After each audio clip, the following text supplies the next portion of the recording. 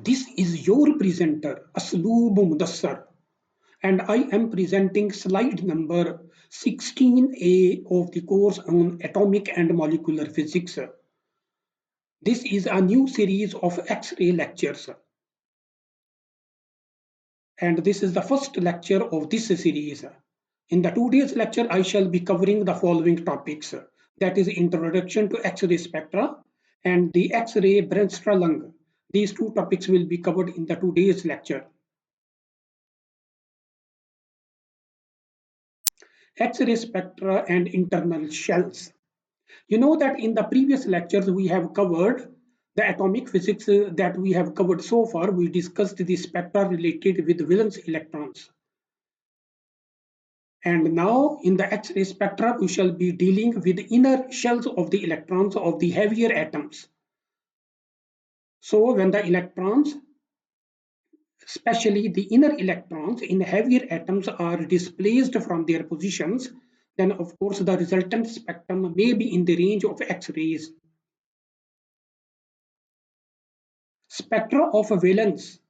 Most weakly bound electrons have been discussed in previous lectures. X-ray spectra is concerned with the energy states of electrons in inner shells. So you see that here we are emphasizing the inner shells of the heavier atoms. And the X-ray spectra are linked with the inner electrons located in the inner shells of heavier atoms. X-ray spectra can, for the most part, be treated as one electron spectra, although they belong to many electron atoms.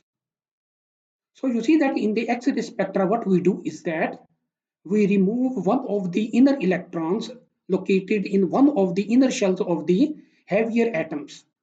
So when these electrons are removed, when one of such electron is removed, then you see that a hole is created.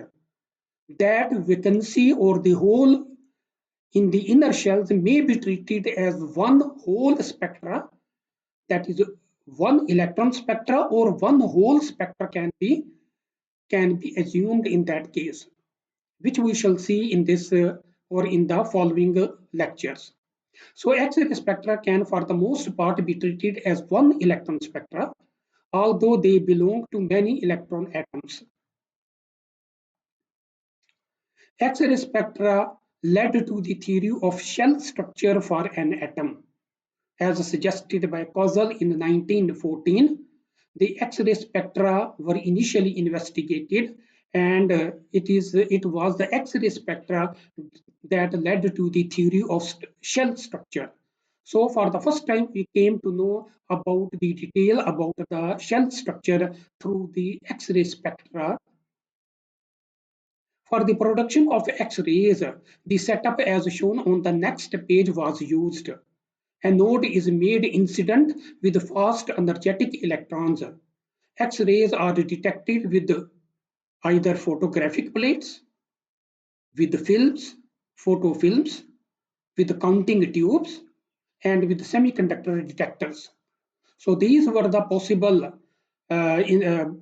detection devices available at that time for the detection of X-rays.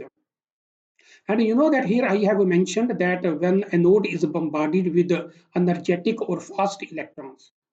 So let's discuss the experimental description over here. So you can see that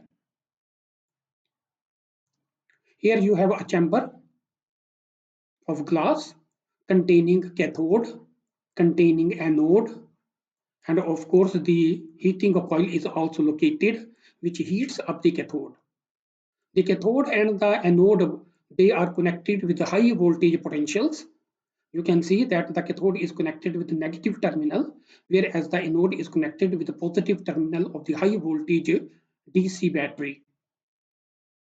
Now the cathode is made up of such materials that when it is heated, thermionic electrons are emitted. The cathode is heated using the heating coil. Thermionic electrons are emitted. These electrons, as indicated by the arrow, one of the electron is indicated by an arrow which will rush towards the anode. due to the accelerating potential applied between the cathode and the anode. So when these fast moving electrons or the high kind or electrons with high kinetic energy are bombarded on the anode, then of course due to that the X-rays are emitted. The detail of this X-ray emission will be discussed later in the today's lecture. So electrons are emitted. These electrons, you know, that are shown in red dotted lines. So they can travel, they can they can move in random directions, and their possible directions are shown. So when a series of a beam of electrons are incident on the anode, then of course a series of X-rays of photons are emitted. So this is the assembly, that is the emission of X-rays from an X-ray tube. So you may refer this tube as the X-ray tube from which the X-rays are emitted. You can put your devices, measuring devices outside this X-ray tube. And those measuring devices, as I just mentioned, may be photographic plates, maybe photographic films, maybe counting tubes, or maybe some type of semiconductor detectors. So these X-rays are then detected.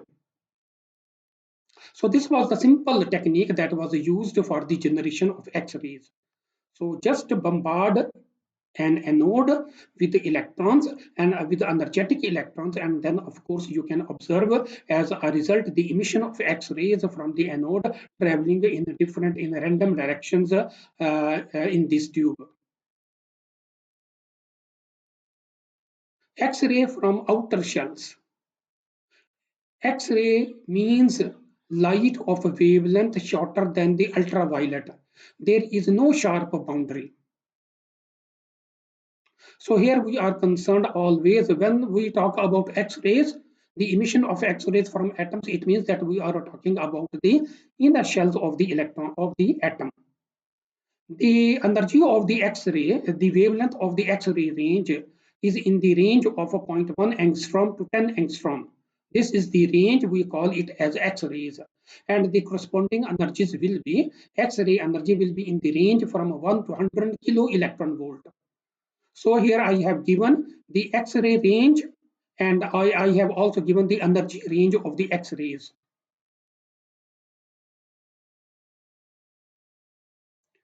For X-rays region, the following series formula is applicable. Here on the left hand side, I have the wave number nu bar is equal to Rydberg constant R multiplied by the Z square, where Z is the nuclear charge or the atomic charge. And within the parentheses, I have two quantum numbers, 1 over n square minus 1 over n prime square. And you see that this is formula you have already seen in one of my previous lectures. And this is applicable to the hydrogen-like atoms. So this formula, which is the same as applicable for hydrogen atoms. For X-ray, the atoms have to be heavier with a large enough nuclear charge Z. So you see that for the emission of X-rays, we are concerned with only heavier atoms. So it is only possible for the heavier atoms to generate X-rays because X-rays have very high energy photons. And the X-rays are concerned with the, so these high energy photons are only obtained with the electrons of higher binding energy. And you know that when an atom is heavier, then the electrons which are located in the inner shells are very strongly bound. That is, they have very high binding energies.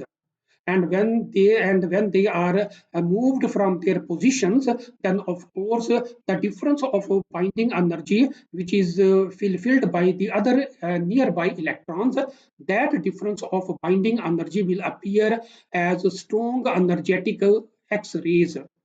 So that's why we are concerned with the inner shells of heavier atoms, because we want to generate X-rays and the X-ray spectra are very energetic spectra, and of course we need to disturb only the electrons which are located with very high binding energies.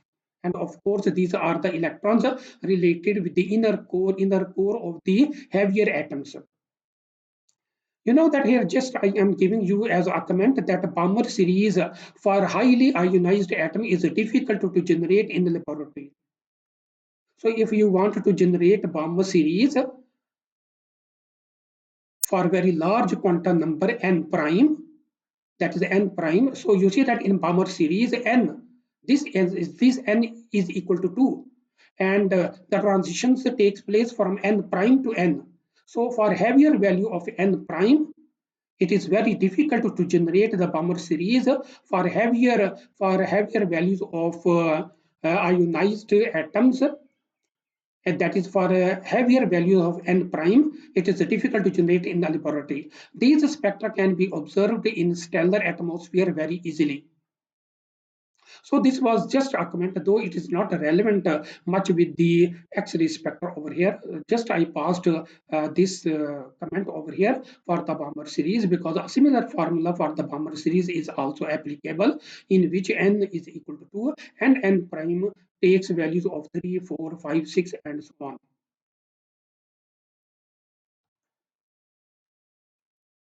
X-ray Bremsstrahlung spectra. The bombardment of electrons with the energy of the order of eV0, where V0 is the accelerating potential applied across the cathode and anode, the electrons will rush with a kinetic energy of eV0. So the bombardment of electrons with this energy, that is with the energy equal to eV0 on anode, produces X-rays. Spectral analysis. You know that when we talk about spectral analysis, it means that we are measuring different wavelengths. Either we are measuring wavelengths or we are measuring the energy of those emitted wavelengths.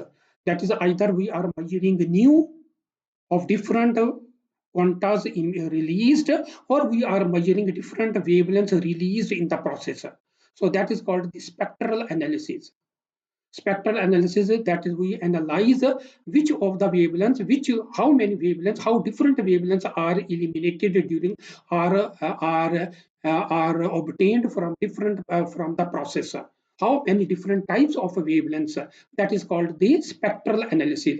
So spectral analysis reveals that there is a continuum. Continuum mean that there is a continuous emission of wavelengths. All wavelengths are emitted continuously. There is no gap between those wavelengths. That is, the spectra of the wavelengths is continuous. So spectral analysis reveals that there is a continuum, the X-ray Bremsstrahlung. So this continuous spectrum of the X-rays is referred to as the Bremsstrahlung, X-ray Bremsstrahlung. So X-ray Bremsstrahlung spectral energy distribution. Here you see that I am talking about the spectral energy distribution. So X-ray Bremsstrahlung spectral energy distribution of the X-ray emitted by a tungsten anode due to bombarding electrons accelerated through the potential kV0 is shown on the next page. So you see that on the next page, I am going to discuss the X-ray Bremsstrahlung spectral energy distribution of the X-rays emitted when the tungsten anode is bombarded with high energy electrons having energy equal to accelerated with a potential of kV0. So you see that when an electron is accelerated with a potential energy kV0, then the kinetic energy of that electron will be equal to keV0, where E will be the charge of the electron. So keV0 will be the kinetic energy of the electron. So let's discuss the X-ray Bremsstrahlung spectral density distribution, which is shown over here. So you see that here I am plotting wavelength on the horizontal axis, and the wavelength range is 0.2 to 1 angstrom, which is in the range of X-rays, and the intensity is being plotted on the vertical side with arbitrary units. And you see that here the potential or the accelerating potential that I have applied to obtain the energetic electrons is 20 kV, 25 kV, 30 kV, 35 kV, 40 kV, and 50 kV. So for each of these energies of the accelerating potential applied to the electron, I have plotted these separate curves for each energy of the electrons. And you know that for the case of a 50 kV accelerating voltage, the energy of the electron will be equal to 50 keV. Put E inside K and V to get the kinetic energy of the electron. So 50 keV is the kinetic energy of the electron in this case, and 40 keV will be the kinetic energy of the electron here. In this case, 30 keV. In this case, 35 keV and 30 keV, and then 25 keV and the 20 keV are the energies of the electrons. So you see that when with these energies of electrons, when the electrons collide with the is bombarded onto the anode, then of course the X-rays are emitted. So you see that here we are measuring the wavelengths emitted by those X-rays. So the energy, and we are here we are assuming that an incident of an incident, and that is we are inciding a beam of electrons is being incident or being bombarded on the anode having energy, for example, keV in this case. And you can see that all possible continuous range of wavelengths are emitted. For example, if you go from point 2, you will notice that a continuous range of wavelengths are emitted, and of course with different intensities. Then you know that the for a certain value of wavelengths, the intensity is maximized. And then if you further measure the wavelengths of lights, you will see that the wavelengths, that the intensity corresponding to those wavelengths will decrease, and ultimately it will end at some points, because beyond that there are no X-rays. So here we stop over here. So you see that these curves are continuous curves of wavelengths, and the intensity is with varying intensities. So if the intensity, so with the 50 kilo electron volt energy of the electrons, the intensity is maximum. But if you use electron beam of lower intensity, then of course you will here obtain intensity of the wavelengths emitted with reduced intensity value. For example, in the green, the value of the peak is lower than the value of the peak obtained with the 50 kilo electron volt energies. So if you use electron beam of lower energy, then of course you will notice that the peaks, corresponding peaks of the wavelengths emitted is also lower in energy.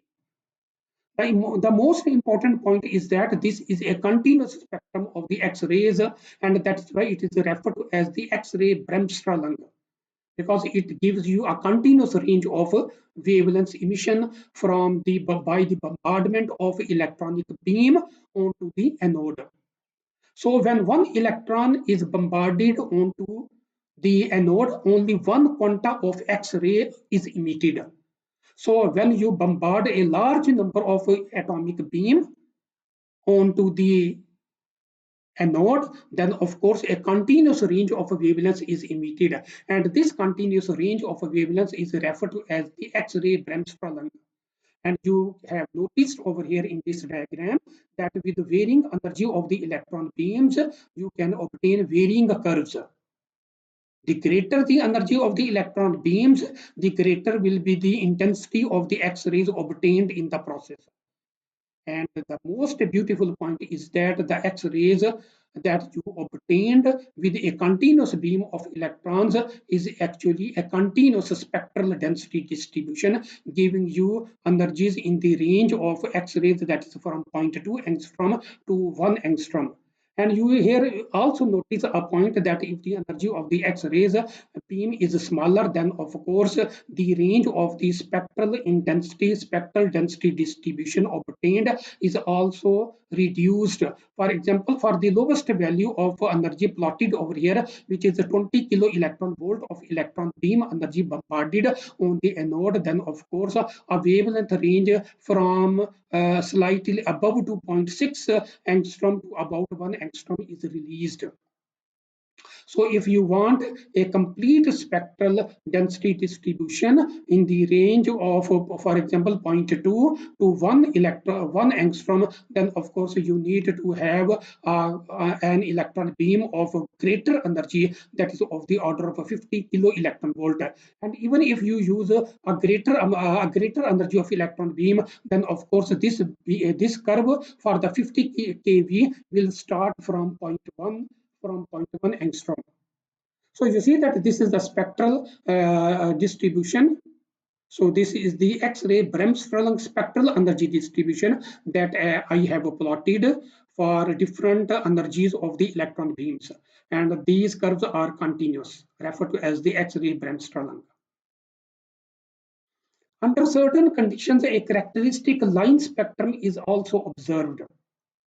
So let me talk about this curve first, and then I shall give you more details about this one. You see that here I am not plotting the wavelength. I am plotting the grazing angle of the measuring instrument. And on the vertical side, I have the intensity in arbitrary units. So since I am using the grazing angle on the horizontal axis, you see that in the previous diagram over here, I plotted the wavelength on the horizontal axis. But you know that here I am plotting the grazing angle of the instrument.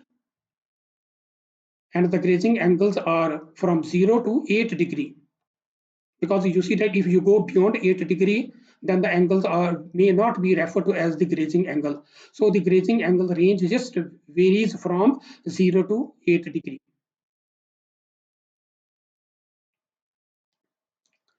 And you see that since I am talking about the X-rays and of course the X-ray Bremsstrahlung, it means that I should have a continuous X-ray Bremsstrahlung spectrum.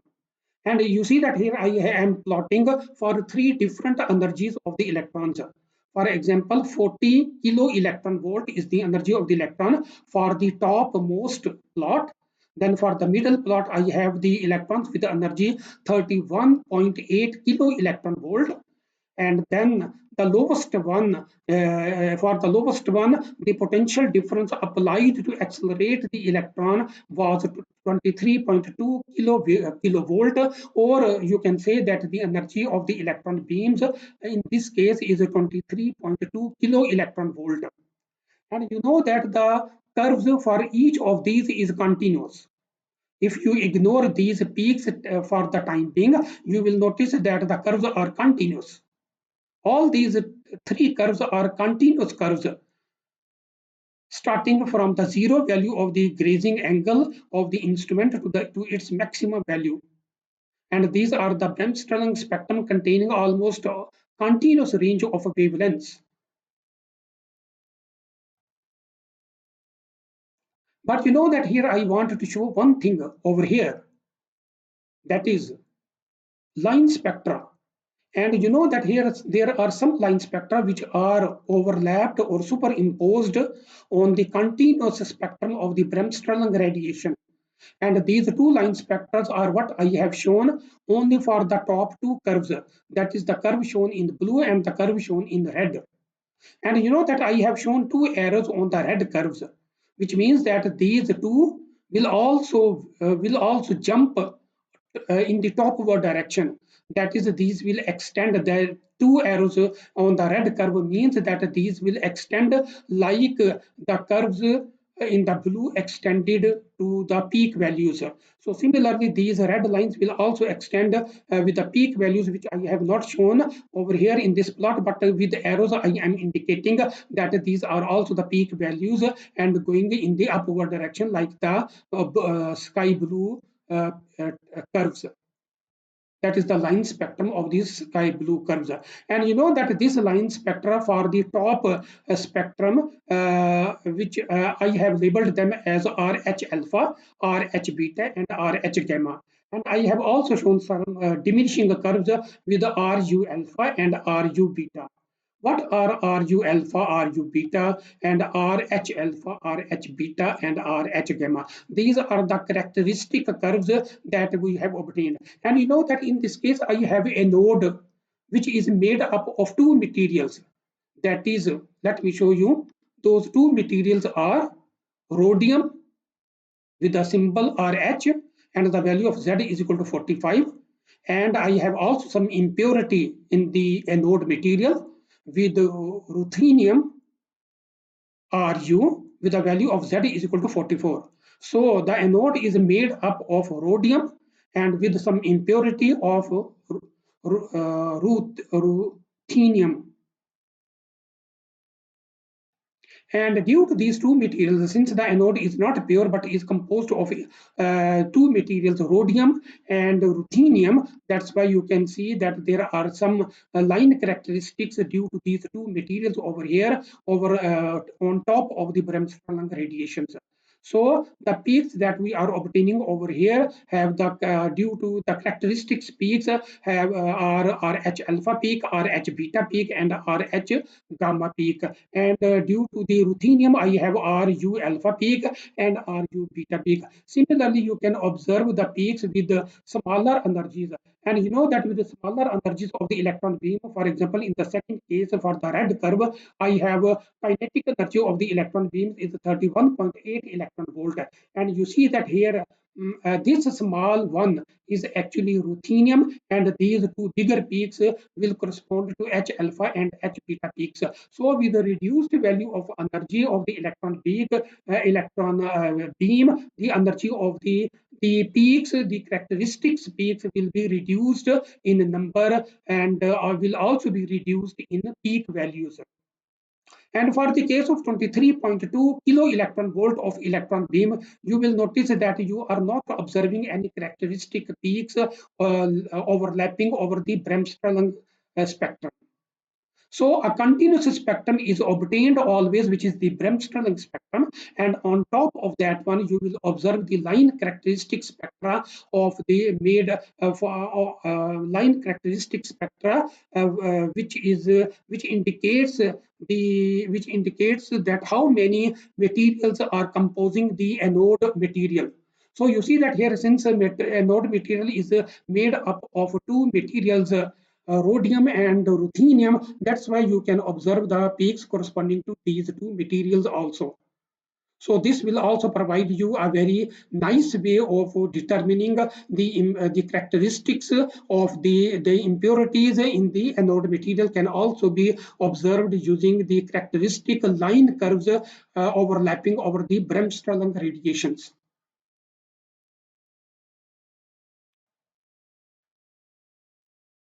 So let me now give you a little bit of description about the curve, about the pattern that I have talked about.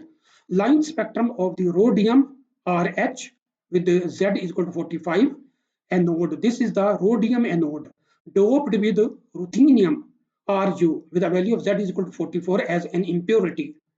Lines are superimposed on the Bremsstrahlung spectrum. So you see that you can see these lines, characteristic lines superimposed on the Bremsstrahlung radiation, indicating that the anode is a material of rhodium and with impurity as ruthenium. Lines are superimposed on the Bremsstrahlung spectrum. Intensity is plotted against the grazing angle of the crystal spectrometer instead of the wavelength.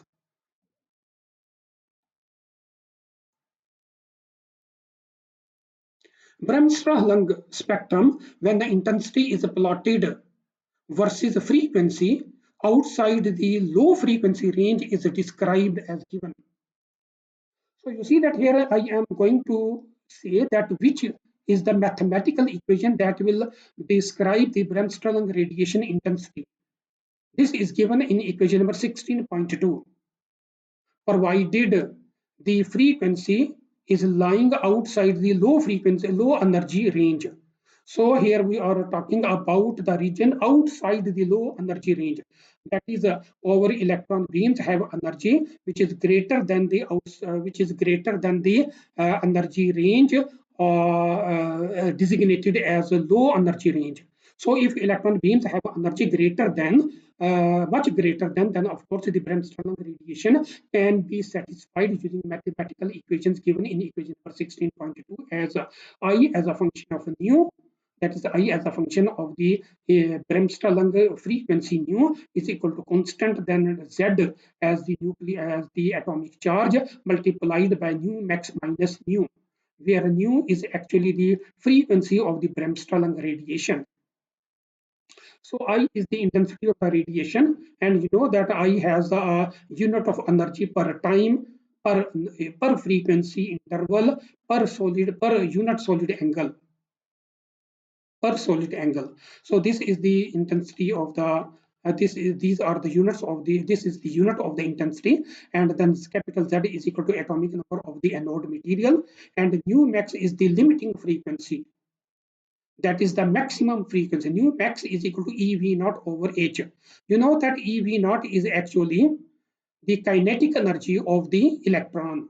So this is EV naught is the kinetic energy of electron. And if you move Planck's constant H on the left hand side, then you have H nu max is the photon, or is the energy of the X-ray photon. So energy of the X-ray photon will be at the maximum, will be equal to the energy of the electron. That is the, in this particular case described by equation number 3, the electron is assumed to be stopped when it enters the nuclear field, or when it enters the nuclear field, the electron is stopped, and the total energy of the electron, which is EV naught, is converted into the X-ray photon, which is H nu max.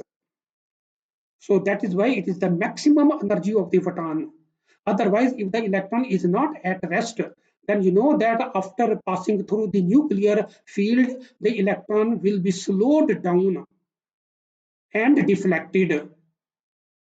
The slowing down of electron means that the electron is not completely at rest after passing through the nuclear field, but it has some energy. So that energy will be the energy the energy that is not present in the photon of the X-rays. So the greater the energy that the electron after keeps with itself after passing through the nuclear field, then of course that energy will not be present in the photon, in the X-ray photon. But if the electron is stopped completely, it means that all the energy that the electron carried will be converted into the X-ray photon of the Bremsstrahlung radiation. So you see that when we talk about Bremsstrahlung radiation, it means two important things are important. One is that electrons are moving and passing through the nuclear field of the nucleus. Now the two things are number one, electrons are slowed down. The second point is that the electrons are deflected. So the slowing down of electron and the deflection of the electrons from their rectilinear path will indicate that some of the energy of the electron has been given and emitted in the form of the Bremsstrahlung radiations.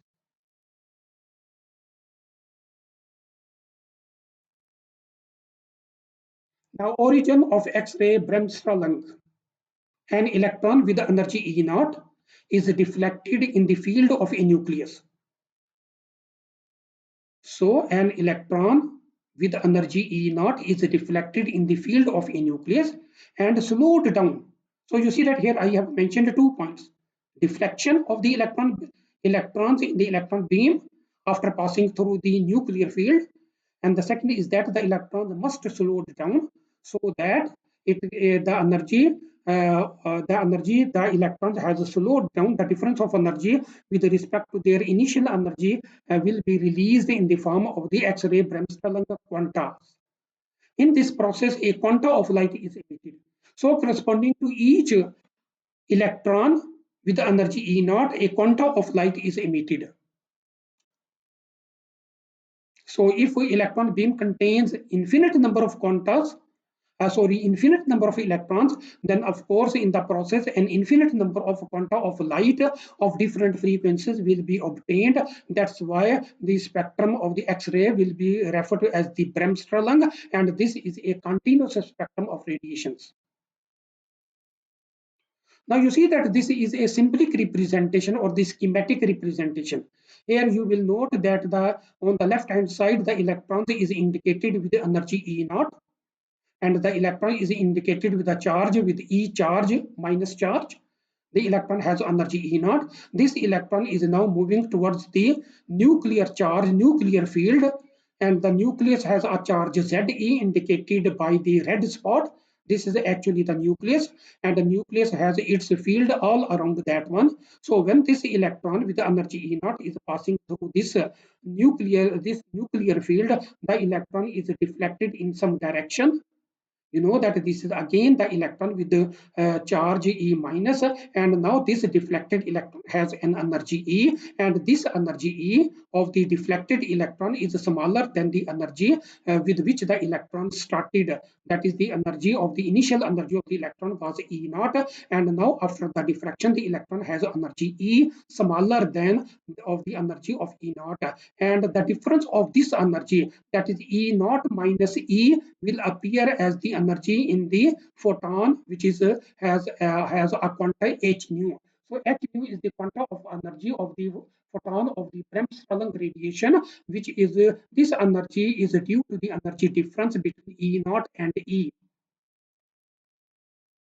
So you see that this is the picture I have depicted only for one electron. So if there is a continuous beam of infinite electrons passing close to the nuclear field, then what will happen? Many of the electrons will be deflected in different directions and will be slowed down with different magnitudes, and then their slowing down will indicate that photons in different directions with different values of energy quanta will be released.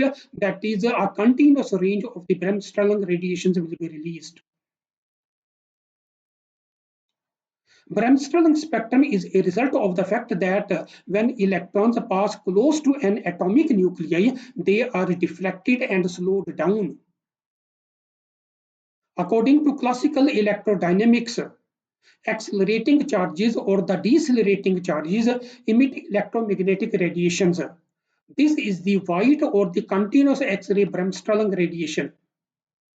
You know that when we say that it is a white or a continuous Bremsstrahlung radiation, both these things are equivalent. White in the sense that if you take the spectrum of the continuous X-ray, then the X-ray spectrum will be continuous line, will be a white line, will be a line with a constant spectrum. That is, the spectrum is not discontinued, but it is white, having a constant value. So the spectrum of the Bremsstrahlung radiation is white, that it has a constant value, and it is a constant in the sense that almost all the wavelengths are emitted with the emission with the in the Bremsstrahlung. That is, this photon actually h nu. Many photons are emitted with varying frequencies in different directions. So it means that the spectrum will be continuous when an electronic beam with the infinite number of electrons are present in that. So as a result, we obtain a continuous X-ray Bremsstrahlung. For each event, a quantum of light, which is equal to the difference between the energy of the electron before deflection and the energy of the electron after deflection, that is h nu, will be emitted according to the energy difference between E naught minus E. So this quantum of light is emitted. For free electrons, you know that here the important thing is that E naught, that is the electron with the energy E naught, and the deflecting electron with the energy E. These two electrons are free electrons. And you know that the free electrons can have any value of energy. And you know that when these two energies are any values of energy, that is, these energies are not quantized. E naught is not quantized. The deflected energy is not quantized. Since the difference E naught minus E is not quantized, it can have any value. So when it can have any value, then of course the frequency could also be any value. It means that any value of a frequency or any value of a quanta will be released. So here in this case, E naught and E being free electron, being associated of energies with the free electrons are not quantized energies. So here H nu is not quantized. It means that the Bremsstrahlung radiation is not quantized, can have a continuous range of frequencies. Free electrons E naught and E are not quantized. Combination of many individual events gives rise to continuous X-ray Bremsstrahlung. So you see that due to this is the picture for one electron, that is H nu is equal to E naught minus E. So if you have infinite number of such electrons, that is an infinite number of these equations with the different values of E naught and E, then of course you will obtain a different infinite number of H nu quantas. So that's why the Bremsstrahlung radiations are obtained with a continuous spectrum. So the simple picture is that you have an atom. This is an atom of the anode material, and you are bombarding that anode material with an electron beam having energetic or the fast electrons. Then what will happen? The atom stays there in the anode material. Nothing is happening to the atom, but the field, what the nuclear field of the atom, especially the nuclear field, is doing a trick to the equation. That is, it is slowing down the electrons, and at the same time the difference of this slowing down of electrons will be released in the form of the quanta energy, will be form of the X-ray quanta represented by H nu in equation number 4. So this is the simple picture. Here atom is an atom of the anode, and this E fast is actually the initial or an initial electron before undergoing before it passes through the nuclear field, and this the electron which is slowed down is the electron which has passed through the nuclear field.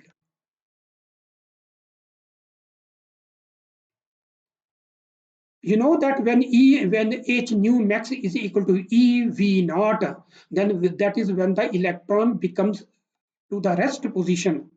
The rest position mean that this E is actually zero.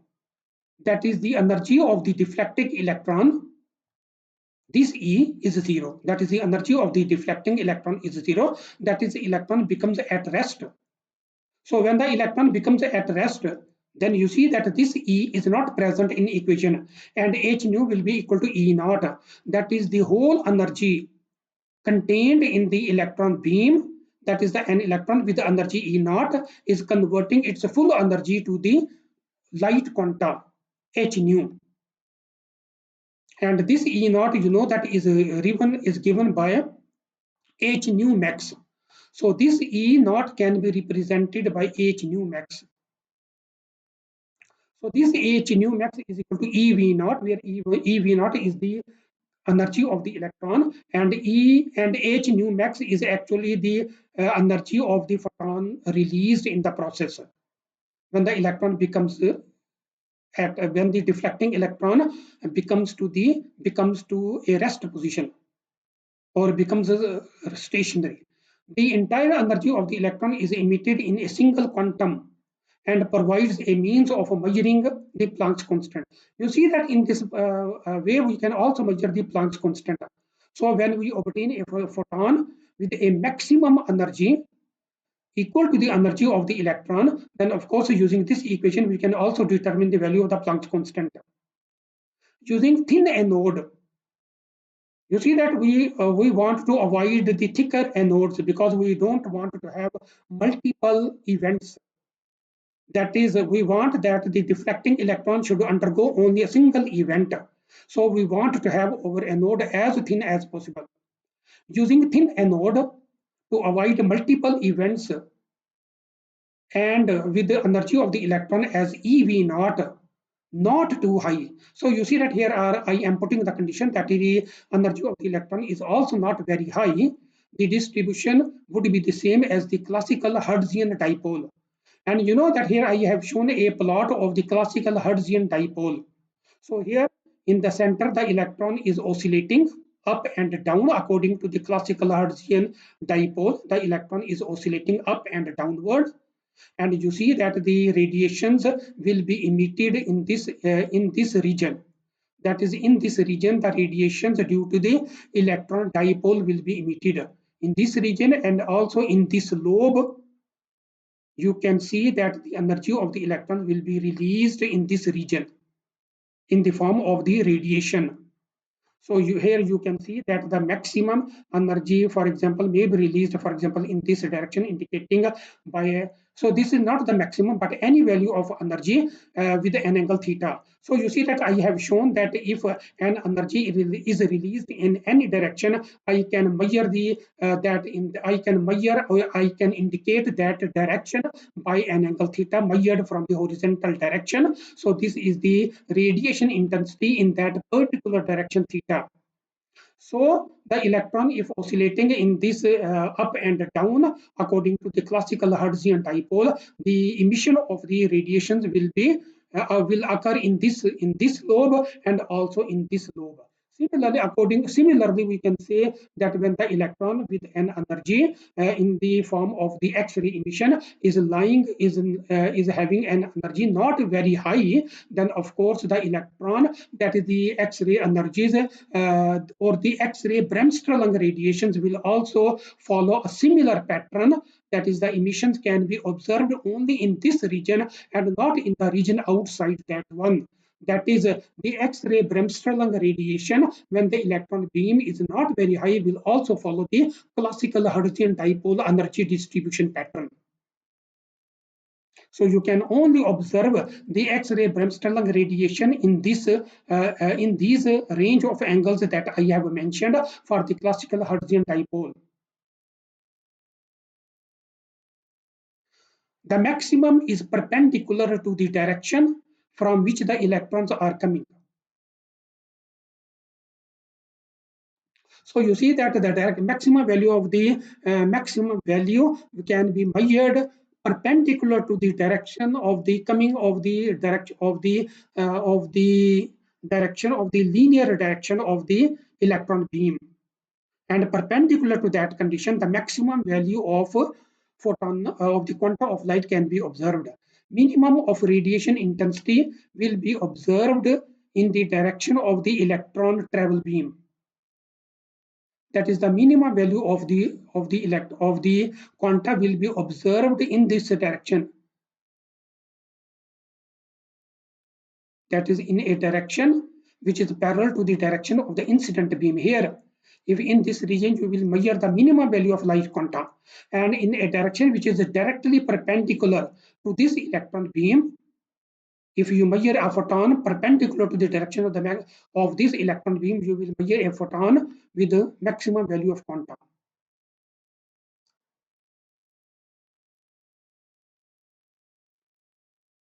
So the maximum is perpendicular to the direction from which the electrons are coming. Minimum of the radiation intensity is in the direction of the electron travel after deflection, which I have just explained. At high V naught, you see that this is the condition. That is, the profile of the Bremsstrahlung radiation will obey a pattern similar to the classical Hertzian dipole only when the electron beam EV0 is not much high. But you know that at high V0, electrons momenta play a stronger role and the radiation pattern folds ahead. That is, the electron beam may travel, that is, the photon may be observed in the direction parallel to the beam direction only at high values of electron beams, because the electron's momenta becomes so strong at such a high values of energies that it can play a stronger role and the radiation pattern folds ahead, that is in the direction of the electron beam. So you see that this was the first lecture that I have delivered and covering the basics of the X-ray spectra, and especially the Bremsstrahlung spectrum radiations that we can obtain. And here you have learned that X-ray spectra are associated with the inner electrons of heavier atoms. So heavier atoms should be there, and the electron beams with much energy, with the high energy values of the electron beams should pass close to the nucleus, and then of course due to the nuclear field, the electrons are slowed down and deflected, and due to this process that the electrons are being slowed down and being deflected, the energy of the electron, that is the difference of energy of electrons, will appear in the form of the light quanta, which I have explained. And the characteristics of the anode material having different impurities can also be analyzed in this process by using the Bremsstrahlung radiation, and the line spectrum will appear on top of the Bremsstrahlung radiation. So you see that I have covered some basics in the today's lecture of the X-ray spectrum. This lecture is continued, and in the next lecture I shall be covering some more details about the X-ray spectra, especially the X-ray Bremsstrahlung radiations. So this is the end of the first part of this slide, that is the end of slide number 16A. The lecture is continued.